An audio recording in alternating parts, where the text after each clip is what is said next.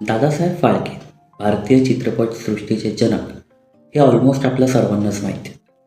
मी almost हा शब्द ह्यासाठी वापरतो आहे कारण रिसेंटलीच मी एका नामांकित चांगल्या प्रतिष्ठित अशा थिएटर चेनमध्ये मी सिनेमा पाहायला गेलो होतो.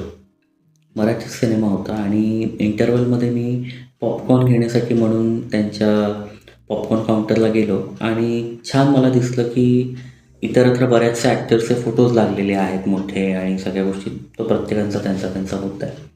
पण ज्यांच्यामुळे भारतात सिनेमा सुरू झाला ते दादासाहेब फाळके यांचा एक छोटासाच फोटो तिकडे मला भिंतीवर लागलेला दिसला.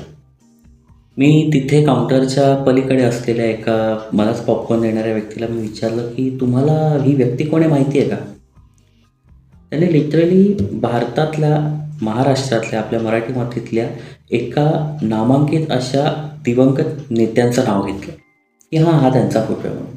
आणि मी 2 मिनटं तिथे थबकलो की तुम्ही ज्यांच्या जीवावर खाताय, एका अर्थी मी असं म्हणेन की ज्यांनी सुरुवात केलेल्या बिझनेसमुळे आज एक मोठं विश्व, एक मोठं कुठेतरी उद्योग सुरू झाला भारतात, ज्याच्यावरती तुम्ही काम करताय आणि तुम्हाला तो व्यक्तीच माहीत नाही आहे.